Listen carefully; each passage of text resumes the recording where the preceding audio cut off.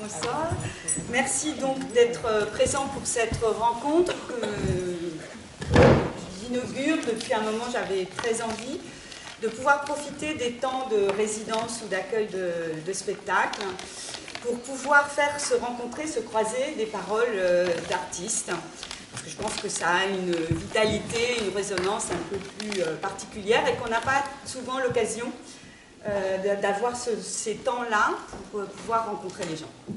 Donc je suis absolument très heureuse de vous présenter Olga Mesa, qui était ici récemment présente avec Francisco Ruiz de Infante pour l'acte 3 de leur projet Carmen Shakespeare, et Mark Tompkins, qui est... Mark J'ai essayé de le dire en anglais, ça n'a pas été. Mark Tompkins. I'm sorry. Que vous connaissez aussi certains d'entre vous très bien, puisqu'il a été très longtemps également présent ici. Très longtemps. Très longtemps, les résidences longues comme Olga, mais pas aux mêmes périodes. Présent ici avec différents spectacles, et qu'il était pour la préparation d'une nouvelle création qui s'appelle Bambi, dans sa version courte. Un drame familial. Un drame familial avec Jean-Louis Badet, avec lequel il travaille également. Enfantine, c'est un drame tout court, c'est pas familial. D'accord, on verra ça plus tard peut-être. J'avais pas prévu le drame. Et donc, c'est pas complètement sur leur travail qu'on va... si, en partie, pas sur une pièce en particulier en tout cas, mais plutôt à travers certains éléments qu'ils partagent tous deux en termes artistiques du point de vue de leur profession, de leur métier, mais qu'ils traitent de façon différente. Donc Mark Tompkins, dans la longue carrière de Mark Tompkins, il y a tout un travail d'improvisation. Oui, mais je peux dire pareil pour Olga. Ça va bien? Tu veux un verre d'eau? Ça va bien. Il y a tout le travail, puisque tu as été une des premières personnes aussi à introduire le contact improvisation en France, il y a toutes les plateformes artistiques. Il y a plein de spectacles, de différents genres de spectacles, et il y a les solos. C'est sur quoi je vais m'arrêter. Et puis Olga Mesa, donc, qui a fait aussi un long parcours, je vais dire, comme ça tu seras vexé à parité, et puis qui a beaucoup travaillé sur les solos également, mais d'une façon très très différente. Alors, dans ce que vous avez pu expliquer dans certains entretiens qui ont été faits avec vous, il y a cet exercice qui est un peu premier dans une démarche d'interprète et de danseur, qui est cette forme d'écriture de solo, pour des raisons que vous évoquiez tout à l'heure, économiques parfois. L'argent, mais pas forcément, peut-être pas que ça. Donc peut-être vous pouvez expliquer un petit peu chacun comment vous avez pu investir ce travail-là. Quand on veut faire des spectacles, souvent, pas toujours, mais je pense que souvent on commence avec un solo parce qu'on travaille sur soi et sur sa relation avec les spectateurs, cette va-et-vient. Donc c'est clair qu'un solo c'est parfait, puisqu'on est seul. Et c'est du bonheur d'être seul? Ah oui, c'est vraiment du bonheur. Tu m'as pas dit ça tout à l'heure, tu m'as dit que tu étais beaucoup. Beaucoup quoi? Tout seul, tu étais beaucoup de personnes. Ah, c'est ce que j'ai dit, mais je change à chaque fois que je raconte. Alors il paraît que tout à l'heure j'aurais dit que je suis seul, mais je ne suis jamais seul parce que je suis plusieurs. Et maintenant, je ne le dis plus. Ah, d'accord. Tu dis quoi? Je dis quand on est seul, et comme dit le père de Bambi, il faut savoir être seul. Bon. Et tu peux rebondir, Olga, sur cette phrase?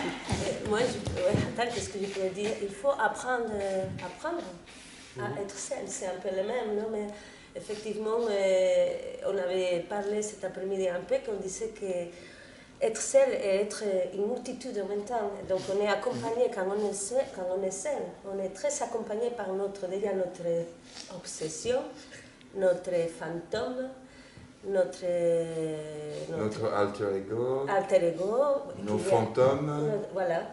notre symptôme, notre... Donc, moi, je pense que quand les jeunes viennent des fois à me faire un regard extérieur des fois, ou un coaching, ou parler, je me réfère en solo, c'est pas qu'est-ce que tu en penses, Marc, mais moi, je dis toujours, je regarde comme ça, et j'essaie de sentir un peu, et je dis, est-ce que tu te sens prêt pour les solos? Parce que je dis, bon, est-ce que tu n'as pas de l'argent, tu fais les solos parce que... Ou vraiment, tu veux te rencontrer solo avec le public? C'est la question. Vraiment, tu sens la nécessité maintenant de... Parce que je pense que le solo, finalement, aussi, c'est un choix courageux, non, Marc? Muy courageux, super courageux, dans le sens que vraiment, tu dois te débrouiller. Parce que, en dehors de l'argent, on parle de l'argent, être seul en plateau, être seul en face d'un public, être seul, c'est vraiment un manifeste d'intentions, c'est un manifeste de désir, c'est un manifeste de fragilité et de force en même temps, parce que voilà, dans le solo on trouve la force, mais aussi très rapidement toutes les fragilités, non? Et donc je pense que le solo, je te disais aujourd'hui qu'on a parlé un peu cet après-midi, pour moi, je l'ai vécu un peu comme, je dis, une horloge biologique. À un moment donné, je ne voyais pas comment commencer la chorégraphie si je n'étais pas d'abord avec moi en train de, je sais pas, de me perdre dans un chemin inconnu. Mais je pense que beaucoup de gens, c'est normal, c'est logique que quand on décide, je veux chorégraphier ou je veux faire la mise en scène ou je veux tout ça, de commencer avec soi. Et puis après, il y a des duos. Enfin, moi, après, il y avait des duos avec des lagrines. Après, il y avait des trios, des quatuors, etc. Et puis, il y avait des pièces de groupe. Et après, souvent, il n'y a plus de solo. Et pour moi, ça n'a jamais été vrai parce que je trouvais revenir à ma propre personne me permettait de savoir ce que je voulais transmettre à mes interprètes. Et que si je m'éloignais trop, je n'avais que mes yeux et que ce n'était pas suffisant de savoir faire travailler des autres si je ne continuellement revenais vers la forme. Là, il se trouve que je n'ai pas fait de solo depuis très longtemps, sauf un peu dans les choses d'improvisation. La dernière, c'est Sounding Dance, je crois, en 2003, donc ça fait vraiment très longtemps. Ah oui. Mais je pense aussi que c'est pas fini, parce que comme le corps change, comme la tête change, comme tout change, il y a un moment où ça devient de nouveau une nécessité et une envie de faire quelque chose avec ça, avec soi-même. Et pour moi, c'est toujours, tu vois, travailler avec les autres, travailler avec moi, travailler avec les autres. Je ne sais pas si tu fais encore des Oui, solos. je fais des travail aussi avec des groupes. Et peut-être je suis revenue, j'ai l'impression un peu plus souvent que toi vers le solo. Mais toujours un espace de 4-5 années, tu vois, minimum entre 4 et donc le solo revenait comme une nécessité. Parce que cette transmission que tu dis, finalement, ça passait que pour la compréhension d'un vécu. Oui. Voilà, c'est ça, non? Oui.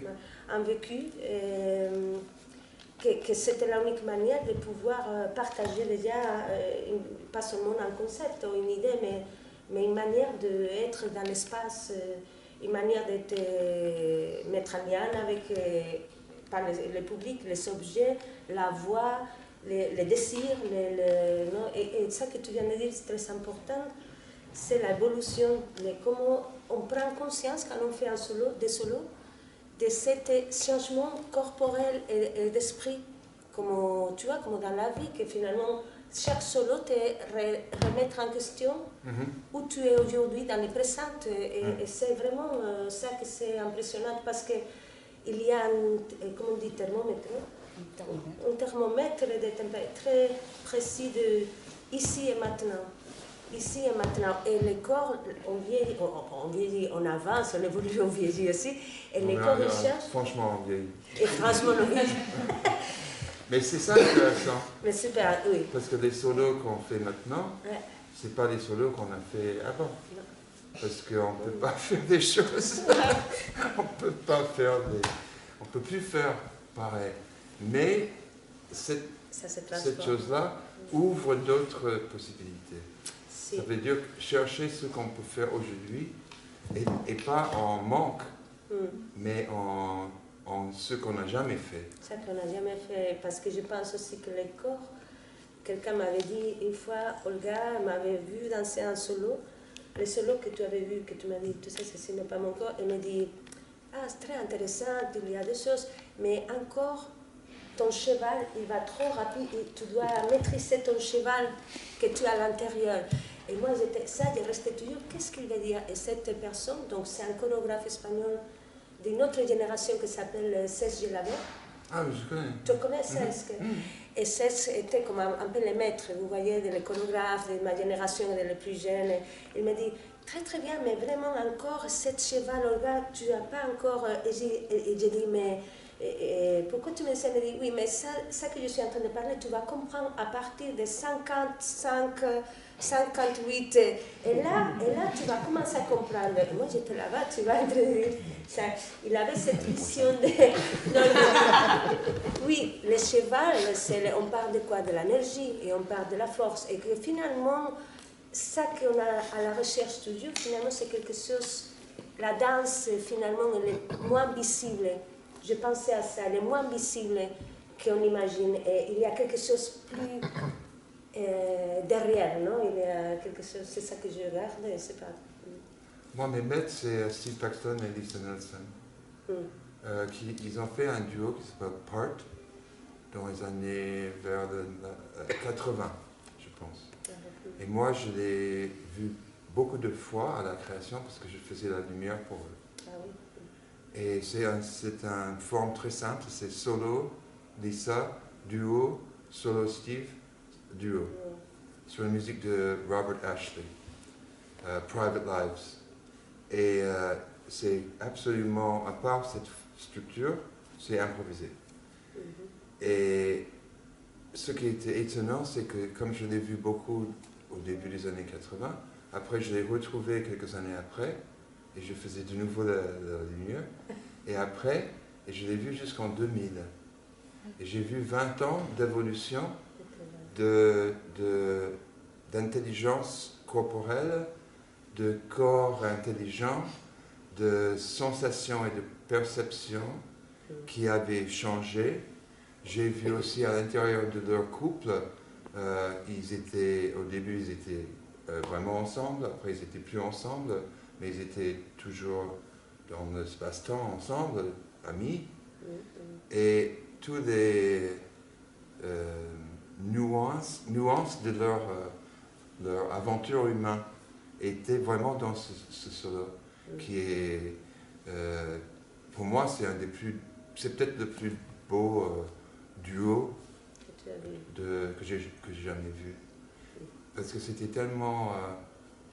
il est passé de quelque chose de plus physique à quelque chose de plus sensible au fur et à mesure qu'il vieillissait.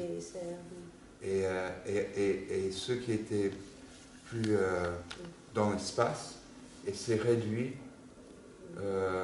enfin pas vraiment, c'est passé ça, parce que l'espace était... Tous les deux, quand ils sont dans l'espace, ils sont dans l'espace, mais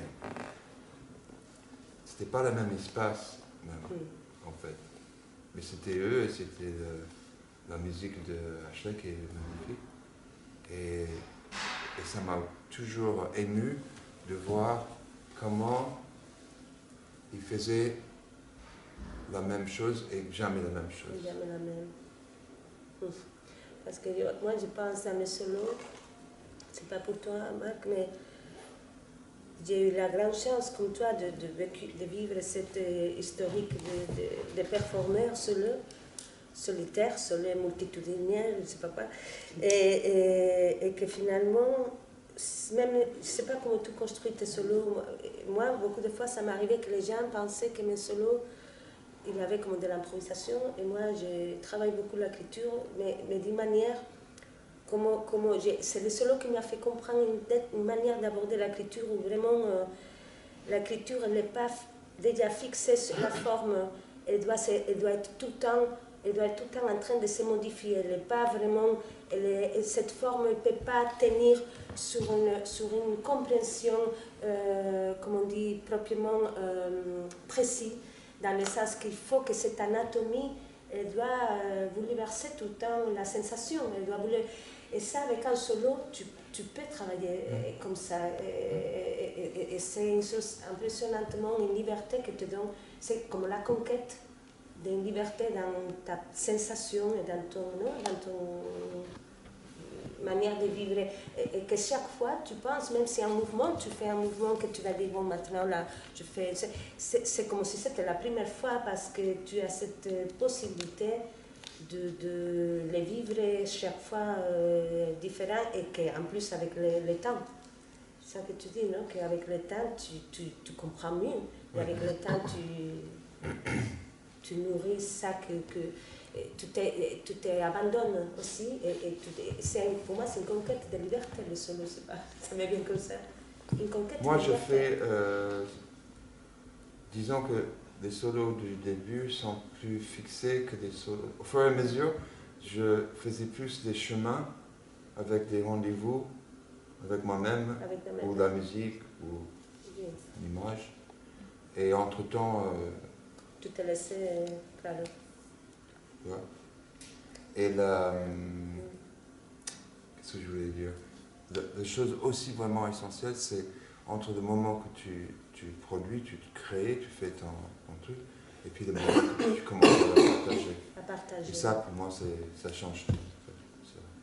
C'est plutôt là où je me donne la liberté, petit à petit, avec ce que je reçois, et l'envie que j'ai envie de redonner, qui va bouger de plus en plus. Dans une salle très froide, par exemple, je fais un peu de clown, souvent, parce que je veux que les gens se relâchent. Et si c'est le contraire, si c'est une salle où tout le monde est en 4, je dis ok, stop, je ne vais pas par là parce que c'est pas ça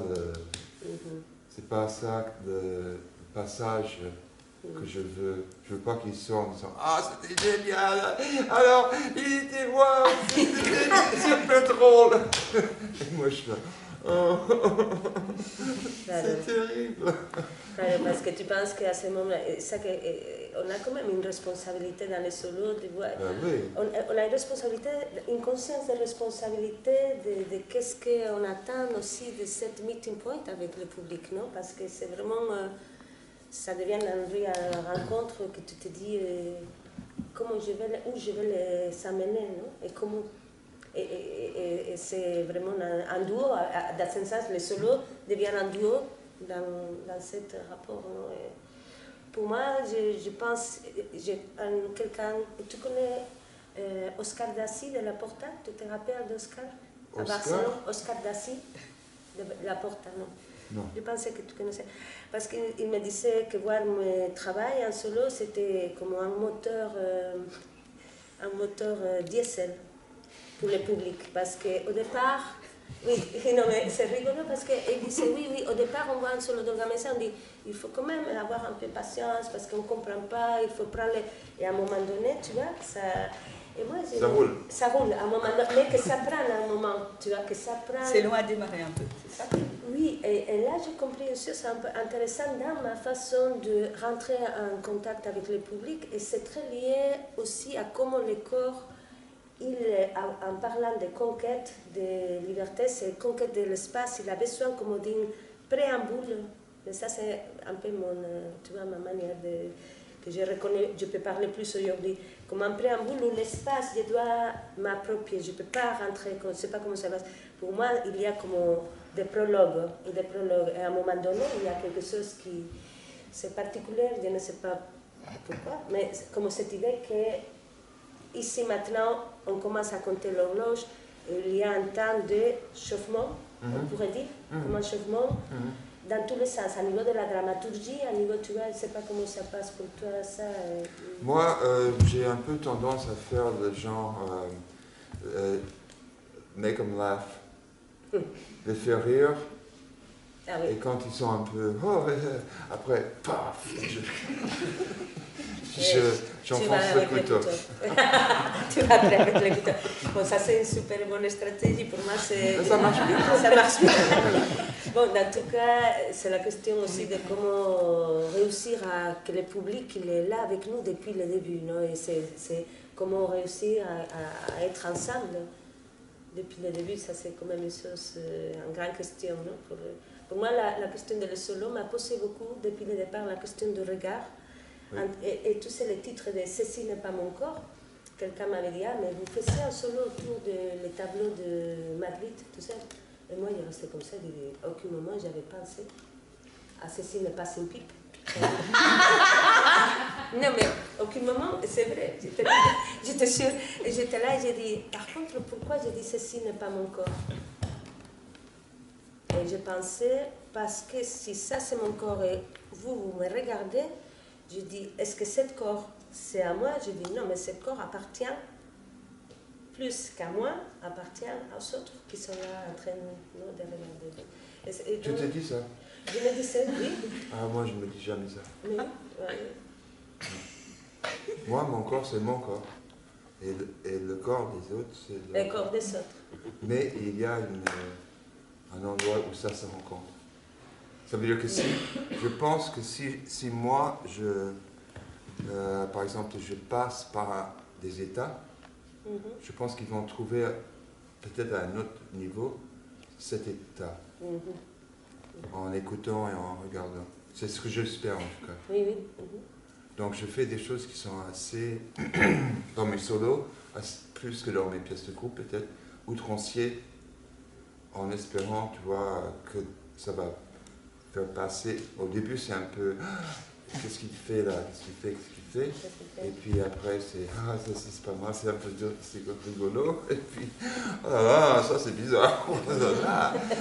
Mais il y a une sorte de sympathie qui se construit avec le public. Des fois, c'est une personne. Je choisis quelqu'un que je sens une sympathie et je vais jouer pour il ou pour elle en espérant que ça va passer aux autres par une vague de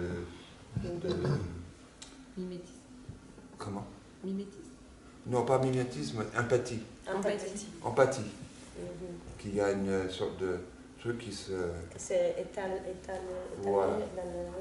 Une énergie aussi qui circule là. Oui, absolument. Parce que souvent, c'est avec une personne que ça peut commencer et puis ça peut s'élargir.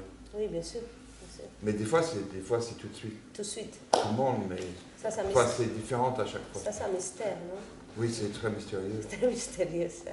Mais c'est aussi peut-être que moi, ce jour-là, je suis plus fermé, plus généreux. Plus généreux, plus... J'ai plus envie de déconner ou j'ai plus envie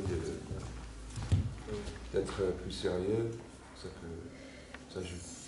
Pour moi, je parlerai plutôt de mon rapport avec le public là, comme quand je dis ceci n'est pas mon corps, ça appartient à l'autre, c'est parce que ça me fait penser à l'espace entre eux et moi.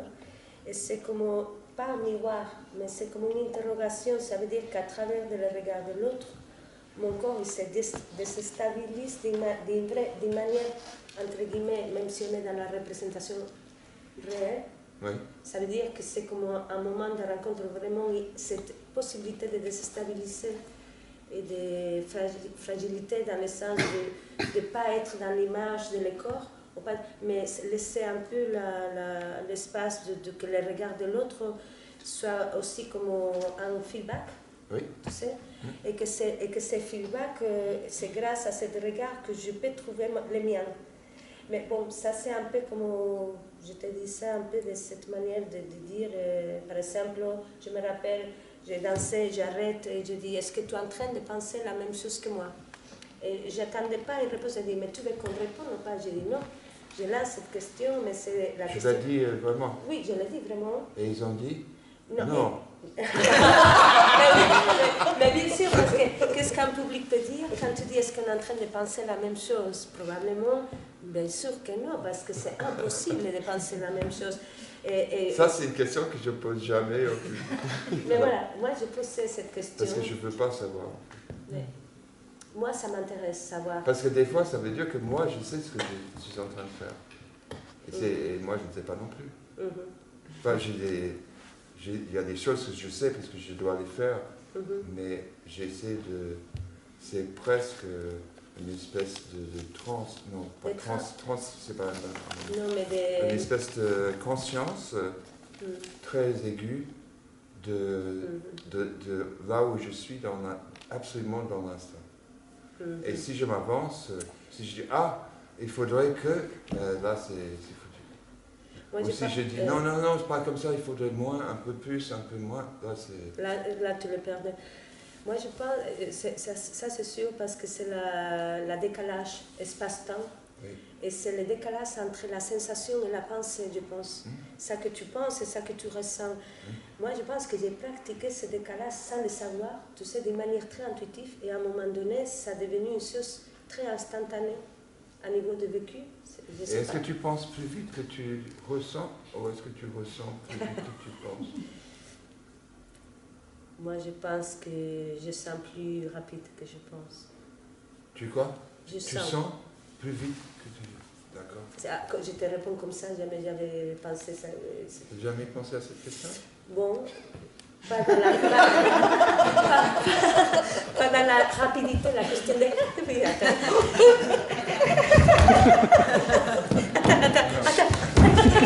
Là, tu penses ou tu sens? Non, mais maintenant, j'ai senti quelque chose. Mais... Non, la question de la rapidité, moi, ce qui m'intéresse en tout cas, c'est que la sensation pour moi, Marc, elle doit me faire des retours une pensée. Donc c'est particulier parce que des fois c'est le mental qui travaille. Je pense que j'ai toujours développé ma danse entre le mental et le physique et que la pratique de ça, après du temps, j'ai réussi à trouver comme une capacité, je ne dis pas de maîtriser, mais de sauter comme un montage et de que par des moments, pas toujours, mais cette chose-là cohabiter ensemble. Et aujourd'hui, je le sens. Et tu le fais par la sensation ou par la pensée? Écoute, j'écris beaucoup. Je ne sais pas toi comment... Mais moi, j'écris très peu. Moi, j'écris. L'écriture, mais j'écris beaucoup dans le sens que j'ai besoin à un moment donné de me trouver avec l'écriture. Mais l'écriture, ça peut être un mot. Ce n'est pas l'écriture théâtrale des textes, tu vois, de blablabla. C'est beaucoup de s'énoncer. Par exemple, celui-là, est-ce que tu es en train de penser là? Et je reste des jours avec cette question, est-ce que tu es en train de penser comme un peu mon obsessionnel, tu vois? Donc, c'est pas la pensée, elle est quand même un mouvement. Elle n'est pas... Oui. C'est des interrogations, c'est clair, c'est un espace. Oui. Et les mots... Mais il peut se... Oui. Il peut se coincer un peu. C'est pas compris. Non, et puis après, il faut dire qu'il y a la pensée et il y a la pensée, jugement. Non, pas jugement. Ah non?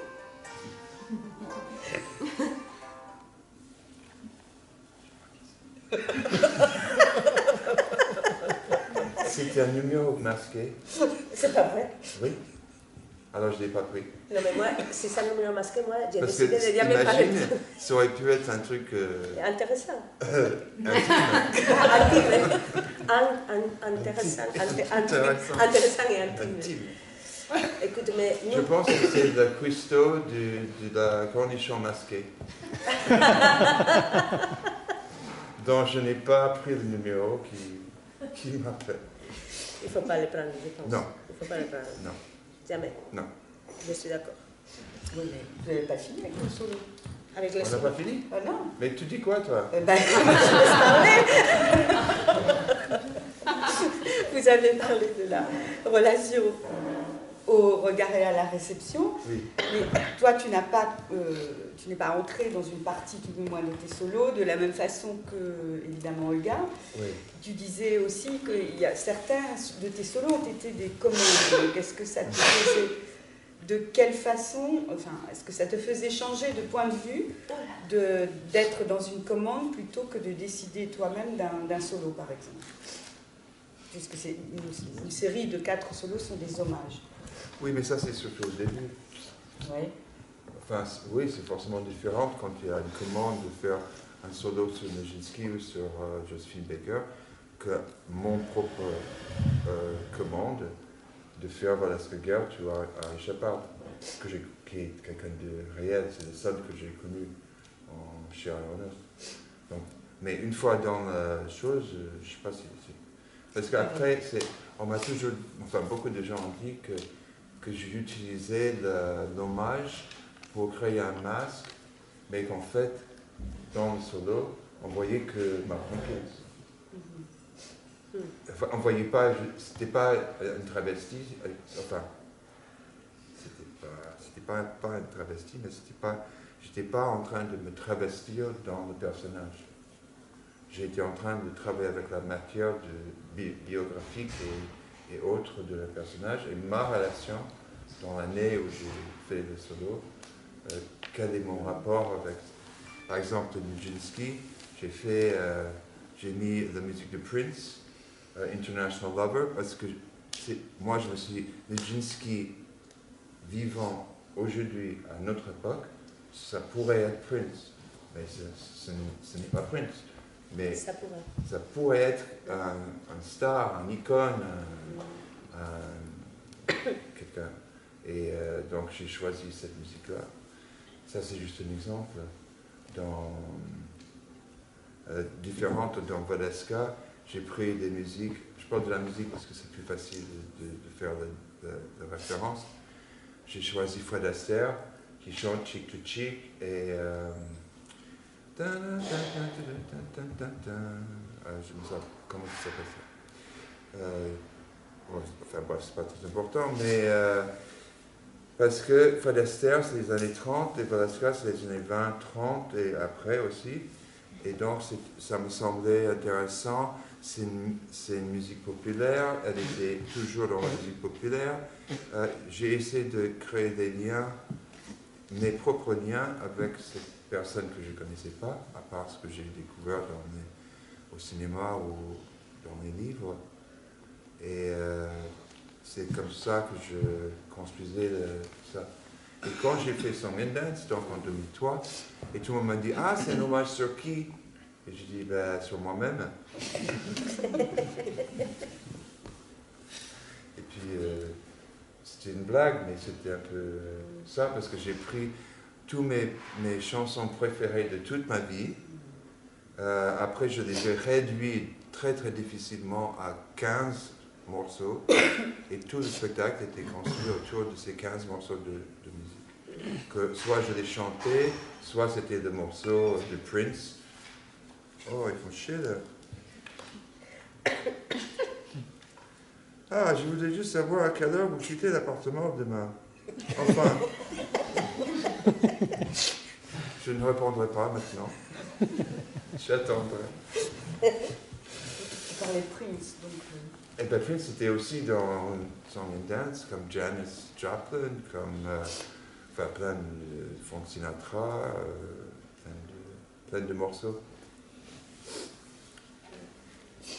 Donc je parle d'une manière de travailler qui est associatif et intuitif, de se dire j'étais dans le métro il y a 2 semaines, il y avait une fille qui avait dans sa poche Bambi, l'original. Et je dis, vous l'avez lu? Elle dit, ah oui, c'est vachement bien. Et je dis, ah, c'est marrant parce que je fais un spectacle qui s'appelle Bambi en ce moment. Elle dit, ah, c'est chouette. Et donc elle m'a filé le truc, j'ai regardé un peu. Et tout de suite, je suis allé l'acheter. Et je l'ai lu tout de suite pour voir s'il y avait quelque chose à piocher là-dedans. Et la chose qui m'a vraiment marqué, c'est que c'est une histoire terrible.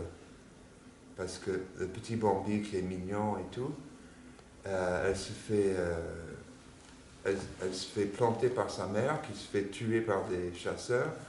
Et puis son père, qui n'est jamais là au début, jamais, commence à venir dans l'histoire et à la fin, il lui fait une petite éducation un peu à la baguette et puis il lui dit à la fin, bon, mais maintenant je me tire parce que c'est fini, tu sais que tu dois savoir rester seul. Et hop, il part. Et le petit Bambi, il est là comme un con, il est tout seul, il est orphelin, il n'a plus de maman, il n'a plus de papa. Et c'est horrible. C'est horrible. Donc c'est un drame. C'est un drame familial. Ça, c'est plus pour Même si ça n'apparaît pas dans le spectacle. C'est caché. Vous avez si jamais vous voyez, vous verrez, mais ce que les autres ne voient pas. Et tu disais aussi tout à l'heure qu'on parlait beaucoup d'écriture et que très souvent, notamment à une certaine époque, on disait que le solo n'était pas une écriture, qu'il fallait être 3 pour commencer à parler d'écriture. Oui, mais dans la plupart des concours de danse, que moi, en tout cas, que j'ai connu, il fallait être au moins 3. Parce que la chorégraphie ne peut exister que quand il y a 3 corps qui ont une relation. Or, c'est clair qu'un corps dans l'espace, c'est de la chorégraphie. Toi, tu es d'accord avec ça? Oui, complètement. Parce que la chorégraphie, c'est le corps, et comme on dit, la chorégraphie, c'est quoi la chorégraphie, Marc, pour toi? Parce que pour moi, la chorégraphie, c'est le lien entre les choses, c'est pas que le corps, c'est le lien entre le corps, le son, l'image, la lumière. La chorégraphie, déjà, c'est une mise en scène très très large, indépendamment de 1, 2, 3, 4, 5, 6 corps. Donc déjà, quand un corps se positionne dans un espace, déjà il est dans la chorégraphie parce qu'il se met en lien avec soit des objets, soit des... Voilà, il se met en relation avec le monde, et ça c'est la chorégraphie, c'est le rapport avec les choses, entre les choses, soit humaines, soit imaginaires, soit concrets, soit... Donc c'est un assemblage, la chorégraphie c'est un assemblage de narration avec tous ces ingrédients utiles qui sont liés à l'espace. Quand je travaille avec des jeunes danseurs ou danseuses, dernièrement à Toulouse, pendant une semaine, et à la fin, le dernier jour, je dis, qu'est-ce que vous voulez faire après l'école? Parce qu'elles étaient dans une école, il y avait que des filles. Et sur les 9, 8 voulaient être chorégraphes. Et elles avaient montré leur solo, et j'avais dit, écoute, je ne veux pas être trop dur, mais tant que votre corps n'est pas dans cet espace, vous n'êtes pas chorégraphe. Claro, claro. Et pour toi, qu'est-ce que tu en penses d'encore être dans l'espace? C'est une question, c'est une conscience, mais c'est un désir. C'est quoi pour toi? Bah, c'est plein de choses. C'est très vaste. C'est très vaste. C'est que, je sais pas, j'avais souvent, j'improvise beaucoup en spectacle, en performance, et beaucoup de gens, les gens avec qui j'avais du mal, c'est qu'ils étaient dans leur corps, mais ils n'étaient pas dans l'espace. Et donc, ça devient très problématique. Chose qu'avec Steve et Lisa, c'est évident. N'importe où ils dansent, ils sont déjà seuls dans l'espace, et puis à deux avec l'espace. Enfin, ça, c'est un truc qui continue d'ailleurs à me vexer. Ben, j'ai dit aux gens, écoute, si vous dansez, vous faites tout ça et tout ça et tout ça, et tout ça, super technique, ok, mais est-ce que vous savez que le mur est blanc et le plafond est comme ci, et là il y a un bout de scotch avec un câble qui court. Est-ce que vous avez vu ça? Et si vous n'avez pas vu ça, vous dansez, certes, mais vous ne dansez pas ici et maintenant, vous dansez à l'intérieur de votre corps. Si, c'est un peu comme une déconnexion entre la danse et la réalité. C'est comme s'il y a un gap, on dit un trou, non? Oui, oui. Et tout d'un coup, tu te dis pourquoi il y a cette problématique dans la danse que je l'ai vu tellement de fois. Tu sais pourquoi? Parce que la plupart enfin, maintenant ça a beaucoup changé depuis 30 ans, oui, mais Ça continue. dans la danse classique et dans la danse moderne, et même dans la danse contemporaine, on est dans le mimétisme du professeur. Dans la reproduction. La reproduction de forme. De forme, oui, oui. tout Donc, à fait. et je ne veux pas dire que c'est pas bien, parce que ça peut être très bien, si tu comprends dans ton corps ce que ça veut dire une ligne, ou une force, ou une direction, ou, ok, ça c'est juste. Mais beaucoup de gens, ils sont juste à faire un peu comme des bâtonnets, plus ou moins bien, et c'est pas ça danser. Pour moi, c'est pas ça danser. Il y a si on n'est pas dans la perception et la sensation de l'ensemble de l'espace, y compris le public, on n'est pas en train de... Enfin, on est en train d'exécuter des mouvements, mais on n'est pas en train de les donner. C'est très peu que quelqu'un qui est uniquement technique, il y a un manque de générosité, il y a un manque d'écoute, il y a un manque de... Moi, je travaille énormément sur l'écoute, mais pas que cette écoute-là, l'écoute de tous mes cellules écoutent déjà la sensation de la gravité. Et si je change de position, tout a changé. Mon rapport au sol a changé. Ma manière de regarder ici, c'est pas du tout pareil que quand j'étais là. Et ça, ça pour moi, est très technique. Tu viens de dire une chose super importante pour moi, et que tu viens de faire en plus. Tu viens de dire ma manière de regarder. Je te parlais avant que pour moi, le regard, bon, voilà, c'est comme une chose qui est très présente depuis le début de mes pièces. Et donc, ça veut dire que le regard, il est en train d'évoluer, de changer tout le temps par rapport à la sensation corporelle de la situation de le corps. Et que ça, moi, tu t'imagines beaucoup de fois, on voit les danseurs, et leur regard, il est complètement comme que tu as envie de faire comme ça, dire, et de faire, mais pourquoi ça ne bouge pas, cet regard, putain, pourquoi pourquoi il est fixé, pourquoi il est... Et donc la danse, et le regard, il est là, complètement, et tu dis, qu'est-ce qui passe, et donc je dis, parce que c'est quand même, il est là, mais c'est une petite chose qui bloque. Et je me dis, je pense, je sais pas que ça vient de la formation aussi, non, Marc? Oui, mais bien sûr. Qu'est-ce qu'on transmet dans la formation une technique que c'est fondamental pour un danseur, bien sûr, que c'est super important la technique, mais comment cette technique, elle peut se nourrir parce que ça que tu viens de dire, pour moi, c'est de nature de corps, ça veut dire le corps d'abord est une nature, et le corps est un être humain, et le corps est un être vivant, et le corps est d'abord, il est tout ça, avec les possibilités de maîtriser une anatomie, une conscience corporelle techniquement un outil extraordinaire, mais finalement, si je pense à des chorégraphes de notre génération, à des danses pour toi, moi je ne sais pas, je me dis, bon, on parlait de Mick Stewart aujourd'hui, de Vera Montero, mais oui, des gens que tu as connus et moi un peu aussi, on est croisés dans notre chemin, où la danse, elle est là pour rentrer en contact avec cette humanité, non, Marc? Rentrer en contact avec cette...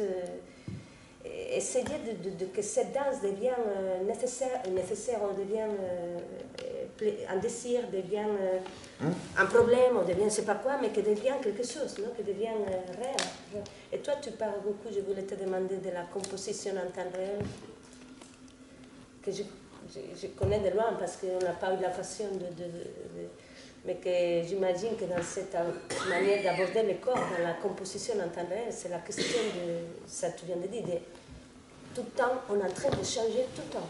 Voilà. Chaque seconde, ça change.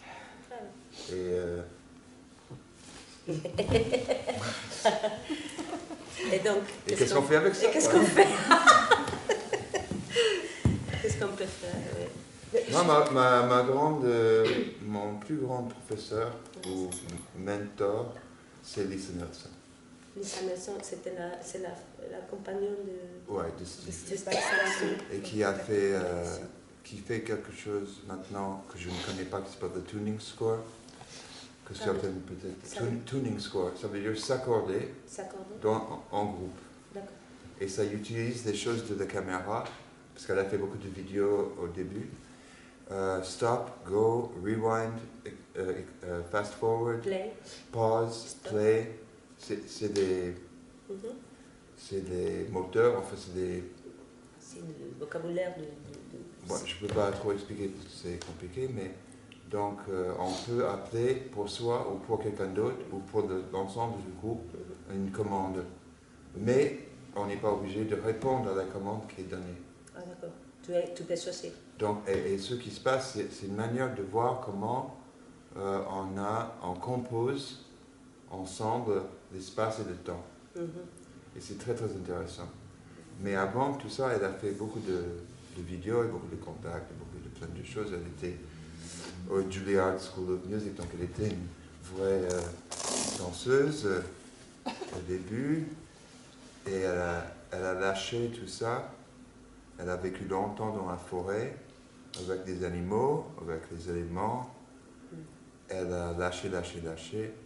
Et elle a beaucoup travaillé les yeux. Toi, tu devrais connaître. Lisa. Ah ouais. Oui. Parce que ça, c'est le spécialiste de la vision, de tout ce que ça implique. Elle m'a énormément appris sur et moi, j'ai travaillé beaucoup sur la vision, sur la toucher et sur l'écoute. Donc, peut-être comme ça avance, comme on parlait un peu du regard, je voulais aussi juste questionner encore un peu, c'est votre rapport du coup, c'est de façon plus éloignée, à l'image. Parce que quand tu parles de l'image, tu as une façon de la définir. Ah bon? Oui, j'ai pas retrouvé le texte, c'est dommage, mais dans mes archives. Mais tu as une façon particulière de la définir. Et toi, Olga, aussi, dans ce rapport, je dirais, que tu utilises la caméra avec ton corps aussi. Donc il y a une manière de traiter l'image en scène chez l'un et chez l'autre qui est très différente. Tu sais que... Bien. Ouais. Oui, non? C'est très très intéressant. Tu sais, Marc, pour faire mon premier solo, en 1992, ça s'appelait Lugares Intermedios en espagnol, Intermediate Places en anglais. J'ai pensé, avant d'aller au studio à travailler, j'habite à New York encore, et j'avais le désir de traverser les États-Unis, mais d'aller à un désert. Et j'ai pris une caméra et avec un réalisateur vidéo, José Escartín, catalan, que j'avais rencontré à New York. Et j'ai commencé mon premier solo avec une caméra dans le désert, où je mettais les caméras et je regardais comme ça, et j'ai dit, bon, Dans quel désert? Dans le désert. Which desert? Oui, un désert magnifique, Okay. Mojave Desert. Mojave Desert. Tu connais? Yes, of course. Tu connais Mojave Desert? Yeah, sure. J'ai traversé. Tu as traversé? Je n'ai pas resté très longtemps parce qu'il faisait très chaud. Moi j'étais très froid, moi j'étais en janvier, frio, mucho. Ah non, c'était très très chaud. Ouais, et je me souviens parce que j'étais en voiture, moi aussi. fermée, et on regardait, il faisait chaud. On s'est arrêté, on a ouvert la porte.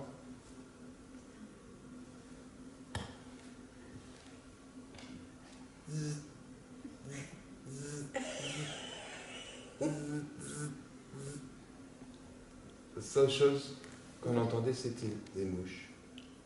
Il y avait un silence que j'ai jamais entendu avant ni après. C'était super angoissant. J'ai pas trouvé ça. Car moi j'étais dans la vision, je n'étais pas j'étais dans le ciel, j'avais la caméra. Et je regardais, je dis, mais il n'y a rien où j'ai fait le cadre, quel cadre? Bon, je vais. Là, c'est pareil. J'ai dit, mais bon, ça peut être là, un peu plus là. Et tout d'un coup, il y avait une montagne très loin là-bas, non? Et j'ai fait cette rentrée de sortie de le cadre et je m'imaginais, ok, regarde, tu rentres dans le cadre et ça que tu vas faire, c'est disparaître. Donc tu commences très proche et tu vas marcher jusqu'à être un petit point, tu vas comme ça très loin. Ou le contraire. Oui. J'étais très loin et juste allait avec la caméra, Olga! Quoi? Ah, calme, rec. Et j'ai marché, et j'ai fait que ça pendant des jours. Et des fois, j'ai fait le côté. J'ai rentré à la caméra, et quand j'ai rentré par le côté, comme j'ai traversé, là, les mouvements apparaissaient, comme des mouvements, mais un peu espasmes, un peu comme si je ne voulais pas les caméras, tout ça. Et j'ai commencé mon solo dans les dessins comme ça avec un camarade. Donc, et depuis là, cette caméra, elle a été jusqu'à aujourd'hui. Tu sais, le livre collé à mon corps de cette caméra, elle était d'une manière ou d'une autre. Mais par contre, je regardais. Excusez-moi, c'est une caméra où tu regardais vraiment le. Non, non, non, pas comme ça. Non. Non, il avait Non, déjà pas comme ça. un petit écran. Il avait une caméra, oui, il avait les Hi8. Tu te rappelles les Hi8? Ah oui.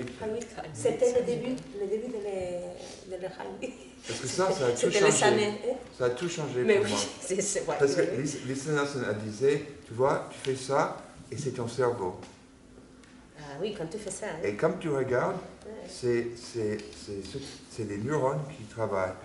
Et ce que tu as envie de regarder ou pas regarder, c'est une chose à apprendre. À apprendre.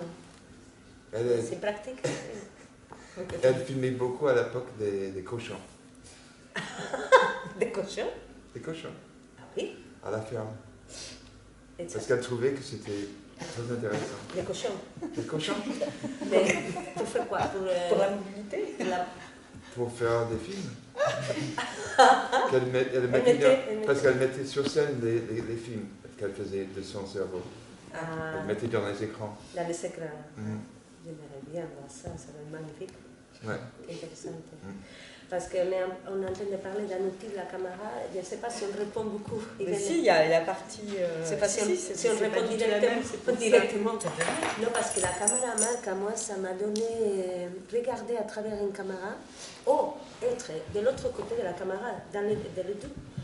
Ça m'a donné une pratique énorme de conscience de l'espace. Oui, Mais énorme. absolument. Mais énorme. Mm.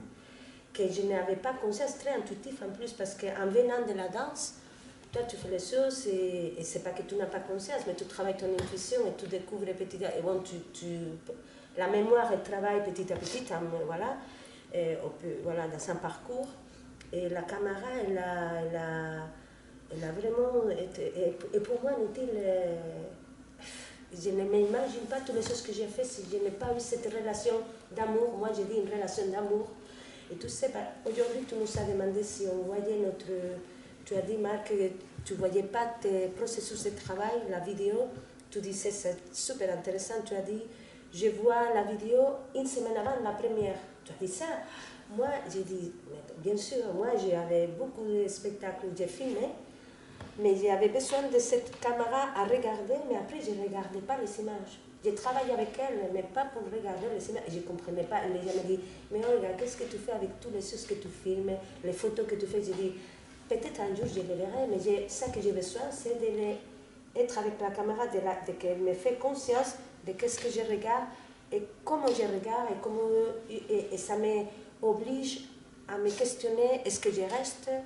Est-ce que je vais partir? Est-ce que tu vois, ça me questionnait, ça m'obligeait à travailler d'une manière très intense, cette conscience. Hein. Moi, j'ai beaucoup travaillé avec des vidéastes qui sont très physiques sur le plan séquence. Ça, c'est vraiment un truc que j'adore. D'abord avec Luc Riolan et après avec Jules Toutevoix. Et ils sont très dans la danse, quoi. Si. Ils n'aiment pas trop les trucs. Ah oui. Bon, on touche pas. On touche pas On touche pas. le cadre. Mais, Non, oui. eux, ils sont à la main, ils viennent et ils font Caméra tout ça. subjective. Caméra subjective. Caméra Après, subjective. tout le monde. Tu me vois. Sauf que eux, ils font bien. Ah d'accord. Ça veut dire qu'ils ont appris à gérer l'horizon, les paramètres, les zooms physiques, pas ces zooms-là, Pas les zooms que mais le corps produit. les vrais zooms. Les vrais zooms. Et moi, comme danseur, au contraire, aussi, le zoom vers la caméra, de savoir où est la profondeur du champ, qu'est-ce qu'il imaginait, qu'est-ce qu'il y avait comme plan. Oui, et où Où je me suis dedans. J'ai beaucoup travaillé ça. Mhm. Je n'ai pas énormément utilisé en spectacle, mais j'ai donné beaucoup de stages avec eux, Avec eux. pour des danseurs, parce que je trouvais que les danseurs, ils ne comprenaient pas la vidéo. Ah oui. Tu vois, pour eux, ils voulaient faire des vidéos, mais Ils ne comprenaient pas. que on ne peut pas simplement faire filmer et penser que ça va être comme quand on regarde quelqu'un en train de danser. Dans un spectacle. C'est 2 dimensions, c'est pas 3 dimensions. Et la 3-dimensionnalité n'est pas la même dans une image vidéo que dans un rapport scène-salle. Et qu'il faut comprendre ce que c'est que si tu cours de la caméra, et très vite tu es comme ça. Et que si tu... Enfin, un tas de choses. J'ai beaucoup aimé travailler avec eux. Et tu as continué après avec... après que tu as fini de travailler avec eux, tu continuais à Je travaille toujours avec Gilles. Tu travailles toujours. Ouais. Et dans ta laboratoire de transmission au workshop, tu utilises... Une fois avec Gilles, on a fait un stage autour de ça, dans la forêt. C'est très intéressant. Et sinon, je l'ai fait beaucoup dans les années 90. Et moins maintenant. La vidéo est moins forte dans mon travail actuel. Je suis plus dans l'interprétation, la mise en scène et la création. Comment donner et tirer des gens avec qui je travaille des choses un peu... Beaucoup dans la performance. Pas facile forcément, mais intéressant. En fait, c'est des choses que je fais beaucoup moi, dans mes solos, et que je n'arrivais pas à transmettre aux interprètes. Ok, c'est intéressant. Mais je change beaucoup. Je n'ai pas de... Des lignes, non Et quand tu travailles l'image de scène, c'est pas du tout la même chose, évidemment. Une image en scène, parce qu'il y a aussi tout un travail avec l'image. Non, c'est pas du tout pareil, sauf que tout doit y être. Tout, comme dans une image, tout doit y être. Bon, c'est différent parce que dans l'image, il y a de l'hors-champ, tandis que l'hors-champ théâtral n'est pas tout à fait la même. Il y a le plateau, et puis il peut y avoir de hors-champ, mais il est moins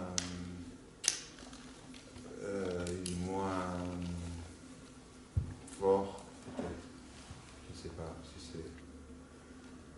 Mais en tout cas, quand je fais un spectacle, d'ailleurs, je ne dis plus que je suis chorégraphe, je le dis parce qu'il faut dire quelque chose à la traque. À la traque. Mais je fais des spectacles. Ça veut dire que je fais des espaces-temps qui sont à partager en live avec un public. Tu penses que dire... Donc il faut penser à la lumière, il faut penser au décor, aux costumes, aux interprètes, à la dramaturgie, à la musique, enfin tout. Si, je pense à la...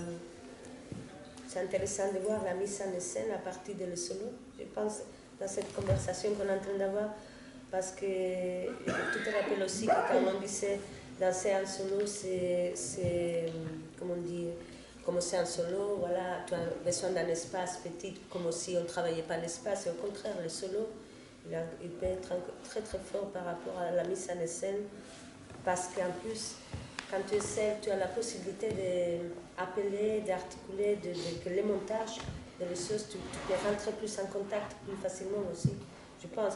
C'est pas que c'est le bricolage, mais finalement les solos, moi j'ai l'expérience de le solo fascinante, c'est que je commence demain, je dis je vais commencer à travailler seul, et tu commences avec cette chaise, tu commences, je sais pas, tu commences maintenant ici, et tu peux commencer maintenant ici, et c'est ça aussi. On va commencer? On commence maintenant. Ton dernier solo, Mais c'est un solo ou c'est un duo ou c'est un trio? Moi, je pense que... Ou c'est un truc de groupe? Oui, attends, laisse-moi penser. Un truc de groupe? Un truc de groupe, je pense. À D'accord. partir d'un duo. Non, ben ça c'est trop compliqué. Moi.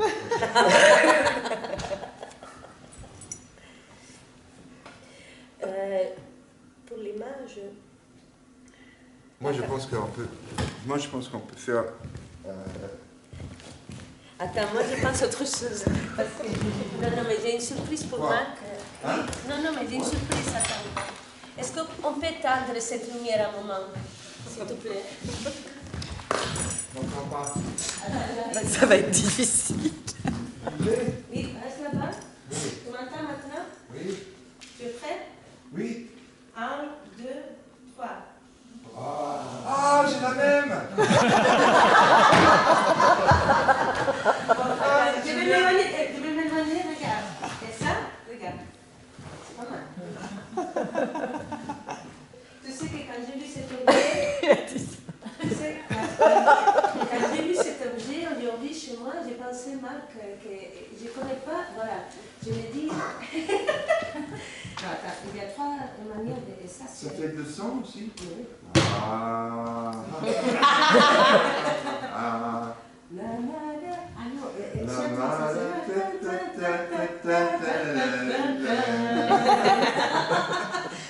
Écoute, quelles chansons préférées? Quelles chansons préférées? Je suis vraiment content. Ça, c'est mon cadeau? Ça, c'est ton cas. Ah, c'est génial. Te gusta? Parce qu'elle m'a dit, j'ai un cadeau pour toi, est-ce que je te le donne maintenant ou ce soir? J'ai dit, tu fais comme tu veux. Elle a dit, ce soir. Super. Alors, Ah oui. merci. Now, what are we going to sing? Voilà. Est-ce que tu know, there is one Je connais song... rien en espagnol. Hein? ¿El nada en español? Non, mais je peux faire de la musique. Pero conoces una canción que cantes en español, en inglés, que te venga así de tu trabajo, en tu espectáculo. Oui. Por ejemplo, que peut-être j'ai un mot en inglés. Ah. Peut-être. La la la la la la la la la